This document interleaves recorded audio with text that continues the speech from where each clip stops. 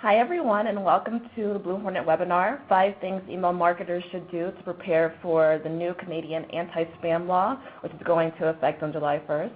I'm Ashley Deese from the BlueHornet marketing team. If it's your first time in a BlueHornet webinar, welcome. A little background about BlueHornet. We are a leading ESP, email service provider. We are global. We're an extension of your email marketing team, so we're email experts, and we can help your email programs grow to increase your customer lifetime value. Today we are joined by Kara Trivunovic, who is our VP of Strategic Services, and we also have Chris Vitulski from our Deliverability Management team. A few housekeeping items. We do have the Q&A box open, so you can ask your questions and type them in, and we'll get to them at the end of the webinar. And then this will be recorded and sent out to everybody on the line by the end of this week, both the webinar slides as well as the recording. So with that said, I will pass it over to Ms. Trivunovic. Wonderful. Thank you, Ashley, for the kind intro. I wanted to welcome all of you to the exciting topic of CASL, and thank you for taking the time out of your day to join us. I know that sometimes these conversations can get a little technical, and so we wanted to make sure that we wanted to get through the content, share with you guys some of the details about the law and some of the things that you need to expect and some considerations that you should be making as you approach, or as the July 1 date comes much closer. But we do want to open it. We wanted to make sure we saved enough time at the end for questions. So please, pepper us with questions. As Chris and I have been talking to brands and customers about what this means for their programs and their business, there's been a lot of conversation and a lot of question that kind of arises. So we wanted to make sure that we saved plenty of time for you guys at the end to ask those questions. As we look at kind of the transformation of this and how we've gotten here, I mean, data privacy concerns really do continue to be a hot topic of conversation around the globe. And email marketers are really oftentimes readily impacted by these conversations. And today we're going to kind of, those conversations are running through the ranks of even the highest levels of government, and this the new Canadian anti-spam law is just another example of the attention that legislation is paying to how we're using data and what that permission looks like. So like I said, as we've been talking, there have been a lot of questions about specific scenarios and how they're going to affect them.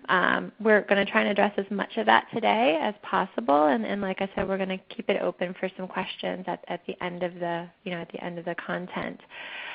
So just a high level, we're going to look at what is CASL, and what does it mean to be compliant in all of that. Then we're going to really just dive into some steps that you guys should all be taking or considering as we move into these time frames and the July 1 date. And then, like I said, we're going to open it up for QA.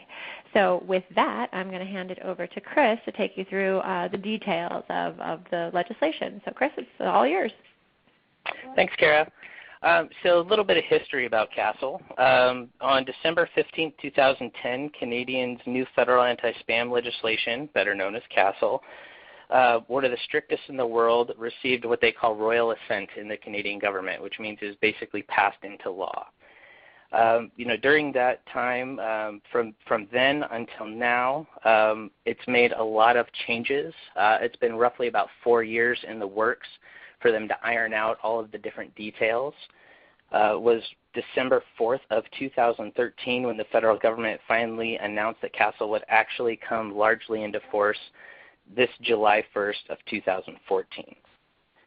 So, one thing with CASL is that it is a little bit different than a lot of the other anti-spam laws out there because it not only encompasses email, but it also encompasses a lot of other digital communications.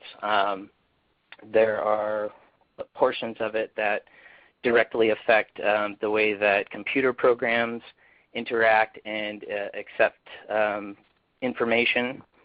And so what we're mostly going to focus on is going to be how it affects your email program. So with that, there's three main parts to CASL. The first one being consent. Now this is quite a bit different than what we were looking at as far as the U.S. CAN-SPAM law, as U.S. CAN-SPAM doesn't actually require anybody to consent to receive email. They only require an opt-out. So with that, they need to have either what's called an implied consent or express consent from the user before you can send them any type of mail. There's also the identification portion, so you need to clearly identify who you are, who you're sending on behalf of. So this can make it difficult if you do any type of third-party mailing. They also require an unsubscribe mechanism, so this is very similar to what is already required by U.S. CAN-SPAM law, although there are some differences in between the two. Let's go ahead and jump into the next slide. So the first part, diving into consent, CASL really made a point that when you're going to send to a user, you have to have consent. Express consent is what they're saying, for their mail programs, means that a user has to actually take a step to opt in. They can't have pre-checked boxes, pre-filled in boxes. So if you're gaining consent by just putting in an email box, through like a sign-up process, it can't be pre-filled. That has to be something that the user types in. If for some reason during that process, maybe you had taken an order from them and then you're asking if they want to opt in, if you do pre-fill that email box, you would have to also have some type of check or radio button next to it that says, by checking this box or by filling in this radio button, you are now going to accept mail from us, marketing mail. With this, every address that's collected after July 1st, 2014, when CASL goes into effect, will have to have some type of consent. Every address that's received before that will fall under the implied consent. So probably the question I get the most from customers is, what about all of my Canadian customers that I already have consent for, or that I have on my list? Am I going to have some time to either repermission them if they don't fall under the CASL guidelines, or how is that going to look? And so the CRTC, when they were looking at this law, they really set down that they were going to give a grace period of 3 years. So you will basically have until July 1st of 2017 if for some reason your current guidelines don't fall in under CASL's express consent law. The other question that we get a lot is for purchases. So if someone goes out and makes a purchase, we want to send them a transactional message. How do we gain, consent before that? Well, one of the things that they looked at as far as a facet of this is that they are going to give transactional mail an implied consent. So basically, if someone buys from you, they are saying, that it is okay to send them that transactional message under the implied consent clause. Next slide.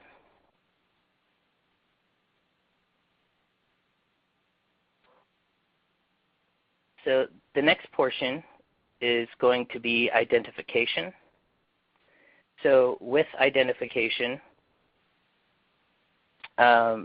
each email sent must contain some identifying factor of the sender, and when applicable, they must include everyone that they're sending on behalf of. So how this is different from the U.S. law, normally they have to have some type of address in there. CASL states that you actually have to identify everybody that you're sending on behalf of. So if you're doing third-party marketing and you're a third-party marketer, you also have to have your information in there as well.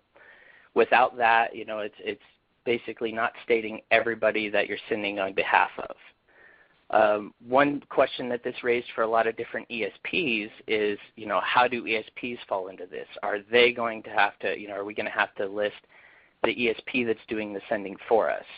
And with the way that the law was written, it basically stated that anybody that doesn't have a stake in the actual email, so if you are not creating the content, if you are not basically a driving factor behind it, you are just simply the one that is, sending out the email, which is the way that the ESPs work generally, then you are exempt. So with that, CASL basically kind of gave an out to where you don't have to expand on, who your ESP is.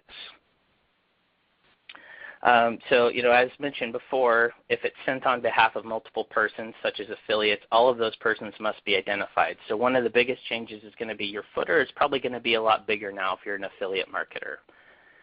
You just have to make sure that everybody that has some type of stake in that, the third-party sender, any of the affiliates, anybody that you're sending on behalf of is identified in that message. With that identification, part of that is going to be a valid mailing address, and that mailing address needs to be valid for at least 60 days after the message is sent.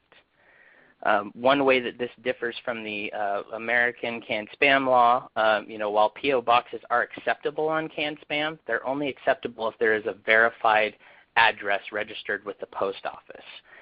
With CASL, they basically said as long as there is a valid address there that can receive mail for up to 60 days after the message is sent, then that is an acceptable form of identification. Let's go ahead and jump into the next slide. So for unsubscribe mechanism, and with this here, all the messages must contain an unsubscribe. So how that varies from canned spam, currently canned spam does not require transactional messaging to have any type of unsubscribe. So this can kind of cause some issues as far as audience collection and where they're unsubscribing from. If a user unsubscribes from the transactional message, then that doesn't necessarily mean that they're going to be unsubscribed from the newsletter portion of it. On top of that, if someone were to, say, unsubscribe from a transactional message and then repurchase later on down the road, that doesn't mean that you cannot send them another message. Basically, the implied consent is going to start over again with that. So, one of the other things is going to be limitations for the unsub link. Under CASL, any unsubscribe mechanism must be readily performed. So what that means is that it's something that has to be done right away. And this kind of scared some people, because they have a redirect for their unsubscribe. And the CRTC did state that it is okay to redirect someone for an unsubscribe. It just has to, at that point be very readily accessible. So it can't be something where you have to click through 5 or 6 different pages to get through it. If your unsubscribe link takes you to another page where you just confirm, or maybe, say, a preference center where you'll be able to, unsubscribe from different facets of the email program, that's fine. It's just one of those things where they can't make you jump through multiple hoops. And then, so for example of the unsubs, the CRTC does have some available. So if for some reason you want to make sure that your unsub is compliant with CASL, they do have a CRTC bulletin, the 2012-548, that has those links available. All right, next slide. So, are you CASL compliant? This is going to be the question that we get from a lot of people. With the July 1st, 2014 date coming up very fast, people want to make sure that if they are sending Canadian mail, that they're going to fall in line with this. One of the big things with CASL is they made the fines available quite large. So for any individual, you can be fined up to $1 million Canadian dollars, and any corporation can be fined up to $10 million.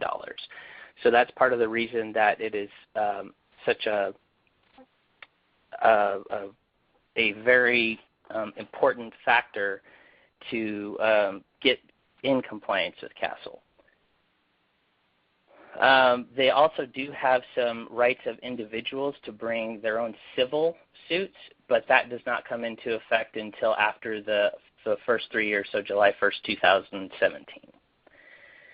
So to make sure you're CASL compliant, kind of in summary, all subscribers collected prior to July 1st, 2014 will have up until July 1st, 2017 to re-permission if need be. So one of the things that the CRTC did say is that if your sign-up process already meets the standards of CASL, you do not need to re-permission. So that's something to keep in mind. If you don't have pre-checked boxes for your messages, or you don't have pre-filled in email boxes there where they have to fill it in themselves, and so you already meet the CASL guidelines, then you don't need to re-permission. The only caveat of that is if you're not currently keeping records of that, then you probably would need to re-permission, because the CRTC did say that it falls on you to prove that these people, when they opted in, and how they opted in from, the IP address and any other information that you can collect. So some, kind of questions to ask. Do all of your messages contain a proper unsubscribe? This includes the transactional messages, so that's really the big one there. Make sure that, your transactional messages now include an unsubscribe. Am I sending on behalf of anyone? And if I am, are they properly identified in the message along with me? So that might be a difference where some affiliates in the past, they didn't identify themselves as the sender. They did it strictly on behalf of somebody. Well, with CASL, you have to not only identify yourself, but you have to identify who you're sending on behalf of. And then, last but not least, does my current sign-up process fulfill the express consent provisions of CASL? So as I've already mentioned, if it does and you have that information stored, great. You're all set. You don't need to re-permission. But if there's any portion of that that's in question, it would probably be a good idea to run a re-permission campaign. So, of course, if there's any portions of this that maybe you're not quite sure on, maybe your legal counsel wants to check out, we would definitely say to visit the CASL webpage, which is listed here on this slide. That's probably going to be the best resource for you there, because it lists out the law, it lists everything that you need to do to be CASL compliant. Great. Thank you, Chris.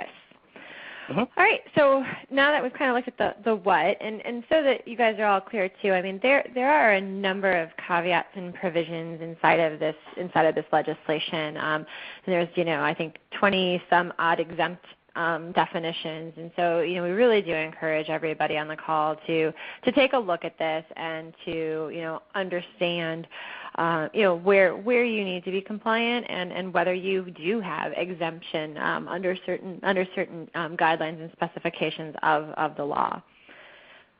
So we wanted to really take an opportunity to look at how brands can start preparing for this, because there are a lot of requirements here, and it becomes a bit of a challenge to manage global email programs when you have organizations that send into countries that have varying laws and varying regulation. And so wanted to really take an opportunity to dive into kind of the 5 steps or the 5 things that really every brand should be considering as we look at this. And we want to make sure that there are these just some key considerations, but what is it that you need to be doing right now to start planning? And so, if you're a Canadian sender, right, if you live in Canada, your home base is Canada, and you're sending out of the Canadian borders, and you are bound by CASL regulations, but you also have to keep in mind, all of the laws associated with other countries that you're sending into to make sure that you're compliant there as well. So making sure you're taking into any of the EU laws, Germany restrictions, what the U.S. canned spam looks like. And as you can imagine, this gets muddy. And so really being able to take a snapshot of your global footprint and understanding, what it is that, or where you have a presence, so that you can make sure that you're truly, addressing the legality or the legalities of your program. If you're not a Canadian-based organization, it's great to start here too, right? You have to start with an understanding of what portion of your database is currently represented by a Canadian contingency. And this can be done in a couple of ways. And as Chris said earlier, there are going to be people inside of your database that you're not going to be able to, logically identify as Canadian recipients. But if you do have physical mailing address on record, clearly that is an indicator of Canadian residency. Or you can do a search in your database for addresses that end in .ca. And so this is a really easy way to identify Canadian addresses. Now it's still possible that you have folks in your database you don't have a mailing address for, they don't have a .ca address. And as long as you have made your best effort to properly identify these folks, there's going to be, or there's the anticipation of some leniency, from a legislative perspective. But you do need to make your best efforts to identify these folks, as we do a look back. And then as we go forward, again, everything from July 1st on needs to be in compliance in how you're collecting that information.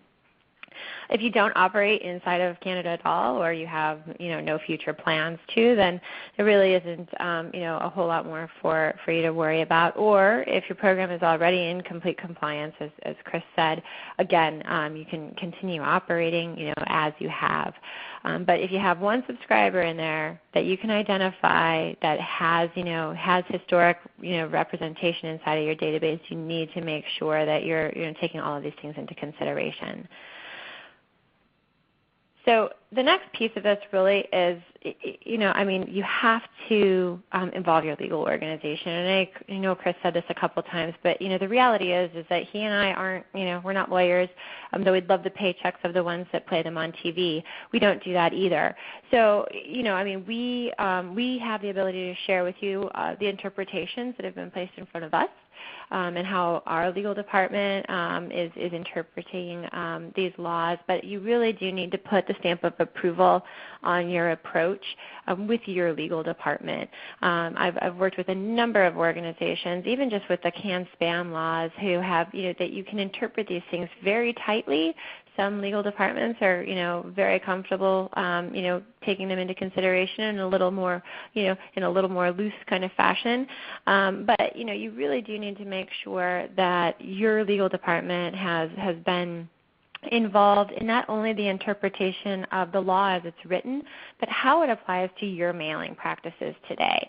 And so while it's important to just hand over the legislation and let them tell you how they want you to proceed, it is important for them to understand also how you message. And we'll get into that a little bit as we start talking about some of the transactional elements associated with this. But there is some room for interpretation, and you want to make sure that you're on the same page with your legal team at the end of all of this. So as it relates to email, the biggest thing that is of concern to the email marketers is this idea of express permission, and so making sure that your box isn't pre-checked. And I've had this conversation with so many people. Providing express permission is the action of checking the box, not unchecking a box. And while there's this argument that can be made that unchecking a box is still an action, it's considered an unsubscribe action. It's not a providing permission action. And so, really looking at, the fact that you have this express permission to mail into them means that they've taken some action to tell you or raise their hand and say, yes, I want to be a part of your email program.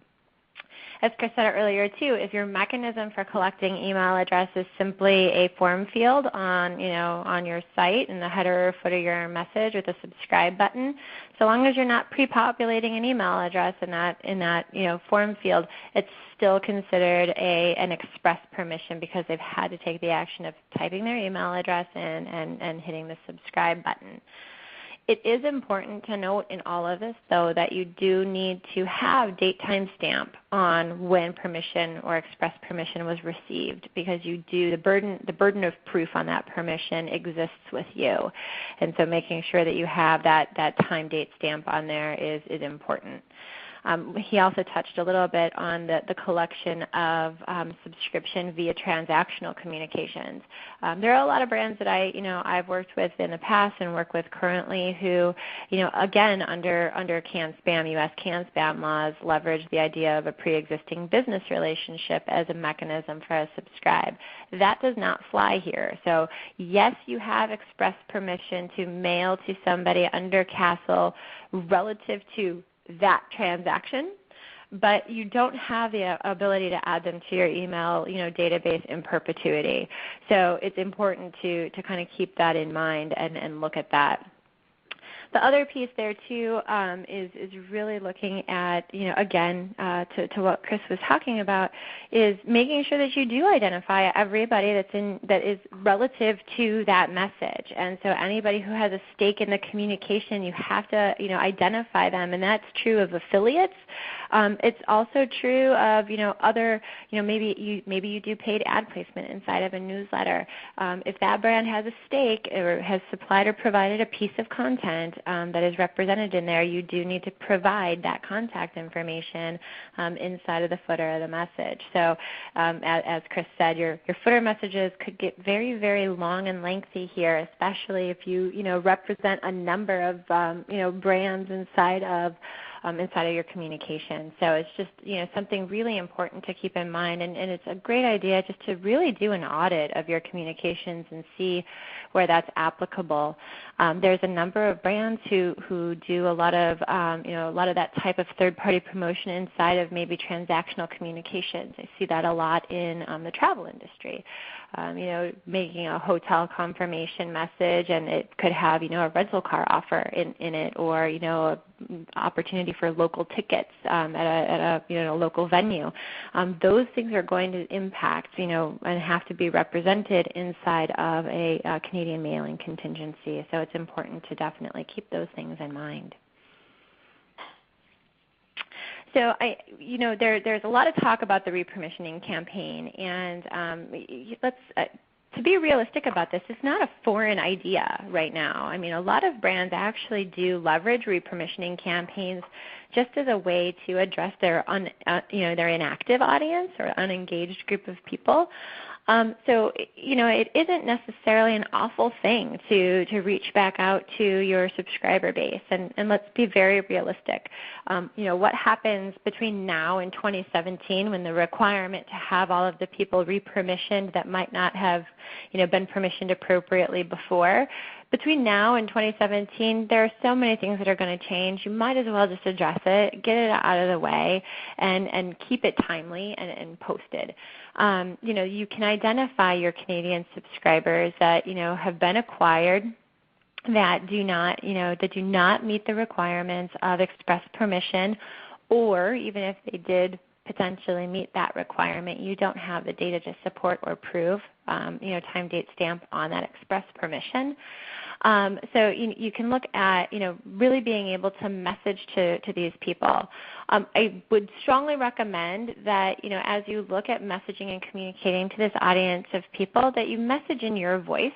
With your personality and with your brand. There are so many times, especially when these are legislatively driven types of communications, that brands follow their legal departments and let their legal team write the copy. There's a reason that the lawyers are the lawyers and the marketers are the marketers. And yes, you have to cover from a legal perspective, but you still, from a marketing perspective, you still want to keep this in line with what brands or what your consumers and customers have grown to expect from you. You can definitely reference the CASL regulations and your desire to maintain a relationship, with them moving forward. And there is an opportunity to look at this in kind of two separate ways. And I mean, as strategies start to evolve around this type of messaging, you can look at an audience of people who are, divide your Canadian contingency into two pieces, right? This could be a very active audience, so you have an active group of Canadian subscribers, and you have an inactive group of Canadian subscribers. neither of which have been permissioned appropriately, but you can message to those people a little differently. For those that are active, it could be more of a message of, hey, we don't want this relationship to go by the wayside because, of this new legislation. Click now and let's keep it going. Get that express permission, take them to a site, let them re-opt in with that permission. And on the other side, it could be an audience of people who have not been actively involved, who haven't opened and clicked in a period of time, and you can use that as a way to really kind of weed out some some of that inactive contingency while still maintaining that level of legal compliance to continue mailing to them and drive that express permission. The last thing that I wanted to kind of cover off on in this is really looking at the transactional piece. And I will tell you, there is still a lot of conversation happening around this. And this is where I really do encourage you to have some conversations with your legal department around how they interpret this. So from a transactional perspective, as Chris said, it has to have an unsubscribe, right? Every communication that is sent has to have an unsubscribe, whether it's a password reset message or a transactional communication. There are some exemptions to that, and there are some exemptions to the need to have express permission, as we said earlier. So again, I encourage you to take a look at what those are. But as it comes to transactional communications, where it gets a little gray and where there's a little bit of, confusion, and I don't want to say confusion in a bad way, but this is where there is some open to interpretation, is where you actually communicate about a transaction in a series. So if somebody transacts on your site and they make a purchase and they get the transactional confirmation communication and they unsubscribe, the question becomes around, and I know, Chris, you can probably shed some light on some of the interpretations that you've seen about this, but there is some question that comes into play about other messages that have followed that they're still in line with that transaction, but they follow that initial purchase confirmation. So, in the example of, I purchased a product, I got my transactional confirmation, I unsubscribe, and then let's take into consideration any one of a number of other things that could happen. So maybe if the item goes out of stock, or maybe my credit card doesn't get processed, or maybe my shipping is delayed for some reason. You have to lay out for your legal department what that series of communications could look like, so that they can interpret the law appropriately and understand, where does the exemption start and stop from the unsubscribe from that transactional communication. So, that is the one place where, there can be a little bit of question for brands. And I know, like I said, I don't know, Chris, if you want to, jump in on any interpretations you've seen of that piece, or if you want to hold it to questions, completely up to you. I could jump in a little bit. So basically the way that they've kind of laid it out is if they unsubscribe from that first portion of the message is saying, hey, you bought something from us, and then there's usually a series where maybe they'll send out the tracking link or, what have you after that. If they unsubscribe from that first one, then they aren't supposed to receive any more transactional mail on that transaction specifically. Now, if something else happens in that transaction where, like you said, maybe the credit card doesn't go through, or it's out of stock or something along those lines, out of stock is really a gray area, and that would be more up to interpretation of, the lawyers. But, the credit card not going through, it almost becomes another transaction at that point. So you almost go back to that implied consent. But again, it is a real gray area. So it's kind of how you would interpret it, and how your legal team could justify that is what it really comes down to. Yep, absolutely. And that's why we said, it is definitely important to look at, what it is and how your legal department wants to interpret some of these things. I know it kind of sounds like the it depends of consultants, and in this example is talking to your attorney, but it is very new. There's still a lot of interpretation happening around the law, and we just want to make sure that you guys are taking all of this into consideration and looking at your program, in its totality, and how these potential loopholes and challenges could potentially affect how your business operates. The reality of just the transactional piece of it, especially if you're talking about like maybe an out-of-stock notification that does fall into a gray area. Imagine the lift in customer service calls that are going to be coming in about people have not received their order and they don't know why. So there's a lot of that needs to happen. The other thing I'll say really quickly too before we kind of wrap this up relative to that action of unsubscribing from a transactional communication. And I have actually spoken with a couple brands recently who are looking at ways to kind of fight that, and it's both, and it actually is applicable in the U.S. front as well, from the perspective of reporting a transactional communication as spam.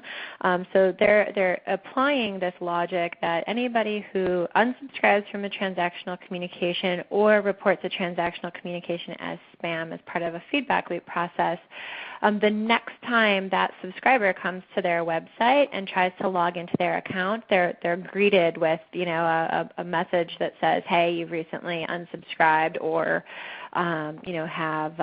have reported your transactional communication as spam and have ultimately been removed from the program. If you'd like to join or like to get back in, it gives them an opportunity to re-permission. So sometimes that action happens and people are like, "Oh crap," and you can't undo it. But so this is a way or a mechanism to look at potentially recapturing that subscription, from a different focal point. So just some things that are starting to bubble up now as brands are taking these things into consideration. So the reality of all of this is that if you're a conscientious mailer, there shouldn't be a whole lot here that kind of puts you on your heels. There certainly are some things that need to be taken into consideration, and you may need to alter your approach or some of your messaging a little bit. But it's very easy to find yourself in violation here just by simply overlooking a simple step or a simple faction of this law. So really do take some time, review your potential liability, confer with your legal team, and get to working on these changes. Because as Chris said early on, the penalties here are going to be swift and quick, and you want to make sure that you've done all of your due diligence in preparing for the changes that are about to come. So with that, I just wanted to thank you all for your time today, and I'm going to hand it back over to Ashley for questions. Thank you. Swift, quick, and expensive, it sounds like. Yes. So we have quite a few questions came through during the webinar. We'll get to as many as we can, but if you have any additional questions that we don't get to or you think of after the fact, please just email us at bluehornetcommunications@bluehornet.com. With that, we will dive into, 20 plus questions. All right, so this one is from Brian. It's more of a statement than a question, but I'll read it out. One of our Canadian clients have been advised that if they wish to contact anyone in their current data warehouse that is not transacted since July 1st, 2012, that they must obtain explicit consent before July 1st, 2014 to continue to communicate with them. I guess the question there is that accurate? I haven't seen anything in there that says, if people were not active that you can't send to them. It actually says right in the law that if everyone collected prior to July 1st, 2014 will have an implied consent due to a previous business relationship up until July 1st of 2017. So anybody that's on your list before July 1st of 2014, you can still mail up until, for basically 3 years if you don't have the express mechanism in there. And of course, what we'd recommend you doing is repermissioning those people to follow the CASL guidelines, so then you can continue to mail them after that time. The only really time where you'd have to receive the express consent first is if they come onto your list after July 1st of 2014.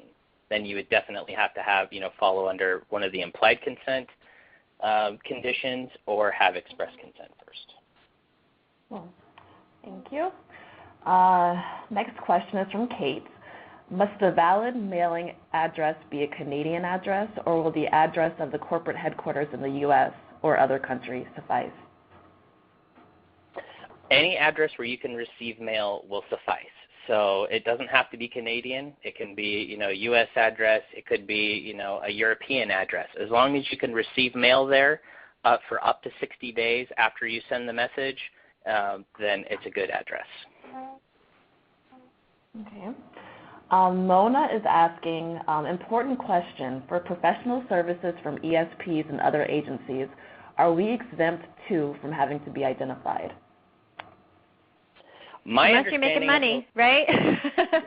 Unless you're making money from the email communication, that's the definition of the stake, right? Having a stake or a claim from the content, right? So, there is the creation of content, right? And maybe you're partnering from a strategic perspective. But, and Chris, I know you can expand on this a little bit, but it doesn't seem at initial interpretation of the law that even if a services organization is involved, such as an agency or an ESP services organization, that doesn't seem to be a requirement to include that information.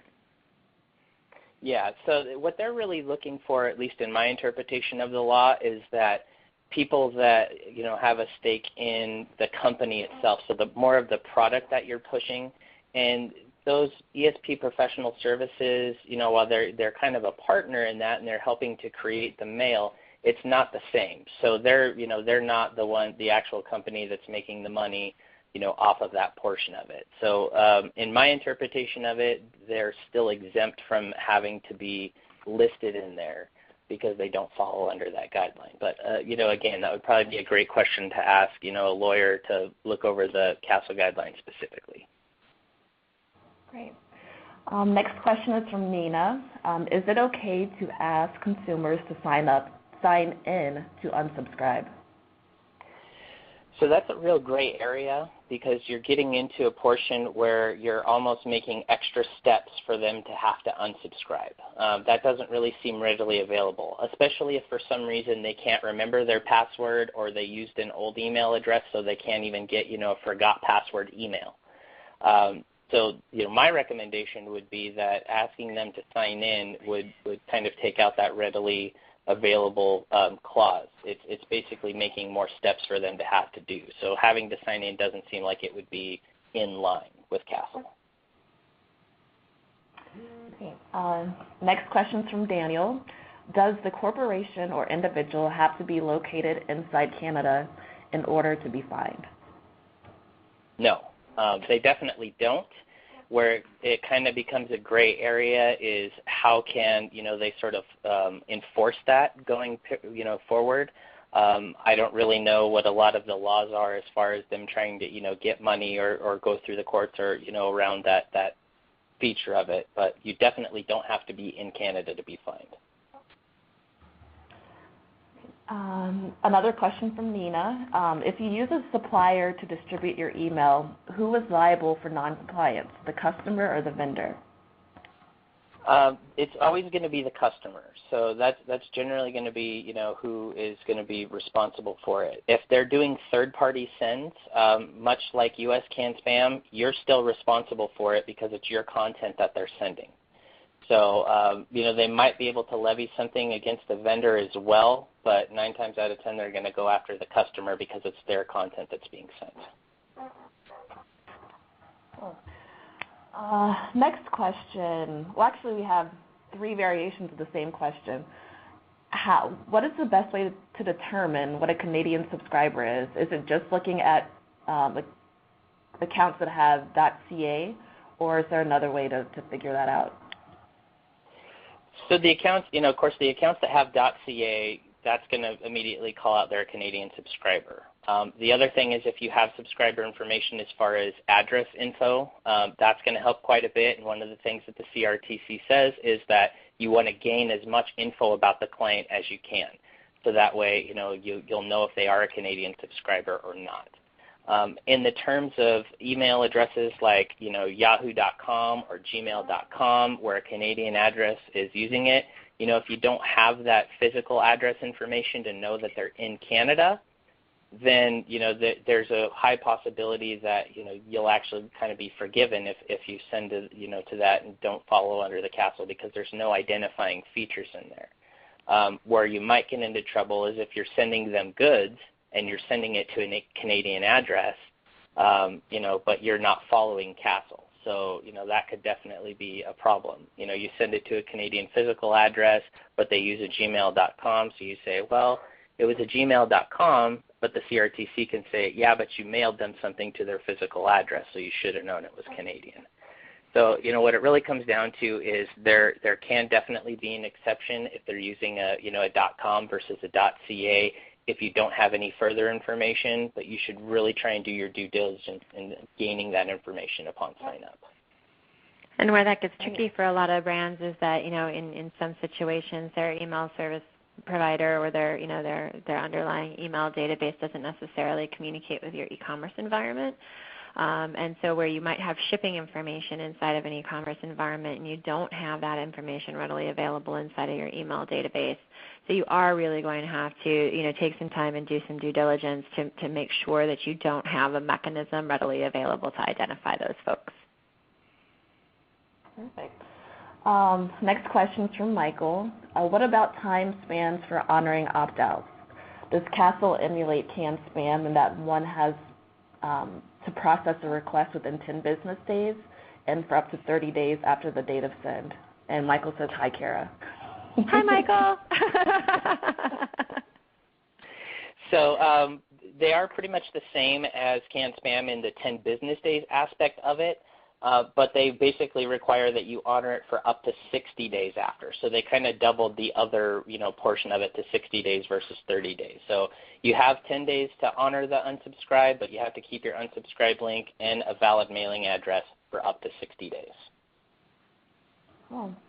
And Michael has another question. What about shippers like a FedEx tracking number? Do they have a stake in the message? Again, that's kind of up to legal interpretation, but it kind of comes back down to the same thing with the pro services. I would say no, based upon that, because they're doing, a shipping service, and the email really isn't about the shipping service.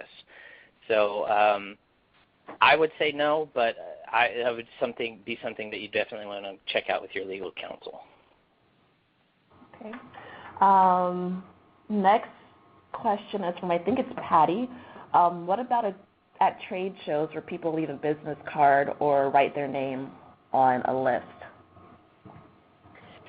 So there actually was something in CASL that talked about that, gaining that physical information. That's something you would definitely want to store.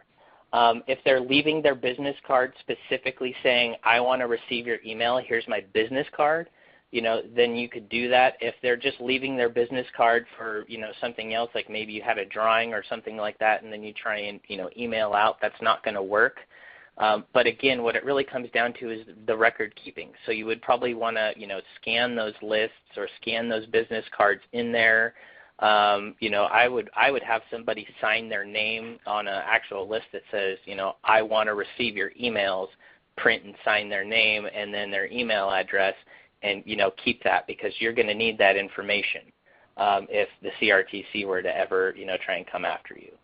Again, it falls back on you to have that burden of proof that they actually signed up in some way. Cool. Megan asks, I know there's been a lot of talk around this for BlackBerry devices because all of their email traffic runs through Canada. Do you know if this can affect senders in that way, even if the final destination is the U.S.? I read something the other day about how it doesn't really affect if it just routes through Canada. It has to be, if it's sending out of Canada or to Canadian subscribers. The other portion of it is there is that exemption if it's sending, somewhere. So even if you're in Canada and you're sending somewhere else, if you're sending to somewhere that already has their own email law, you're exempt from CASL. You follow the email law of where you're sending to.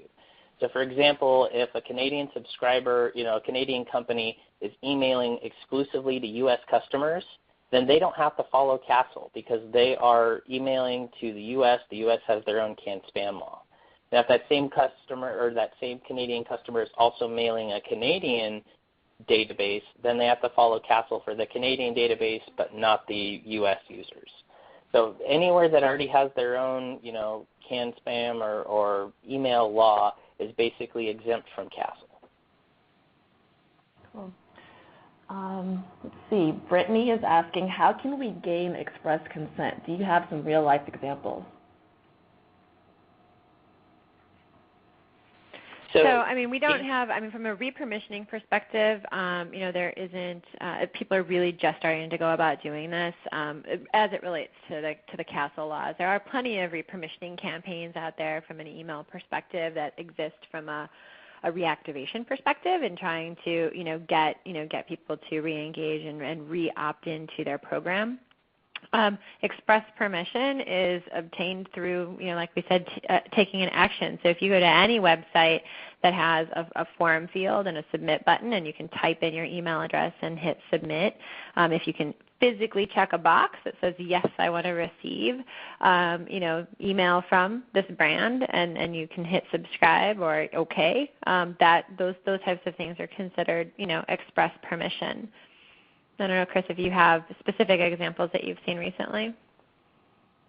I don't have any, specific ones, but one of the ones that some of the guys at the CRTC kind of called out on some of the calls I've been on is, preference centers are a great way to do it because a lot of the times, especially if you have checkboxes for specific email programs that you want to receive, the CRTC is really big on checkboxes. If you haven't kind of noticed with a lot of the stuff we're talking about, and they did say it doesn't specifically have to be a checkbox, but, they have to do something to actually, opt in versus like an opt out. So, a preference center with a checkbox would be a great way to, get express consent for CASL. Great. Carmen asks, our terms and conditions state that members must have a valid email on file to receive important account information. How is this affected by the transactional unsubscribe requirement? I guess it would kind of depend on, what you're sending. So, if they ask for a password reset or something along those lines, then that's going to be implied consent because they're transacting with you, to basically get consent. So, at that point, they would have the implied consent for 24 months, and they'd be, set to go. Now, of course, if it's a series and they unsubscribe, then you would have to, remove them from the rest of that series. But each time they make one of those requests, they're basically resetting the implied consent. All right, next question from Jeremy. I think it's kind of the same topic. If a Canadian resident auto-responds to a newsletter via email to update their email address, is that implied consent?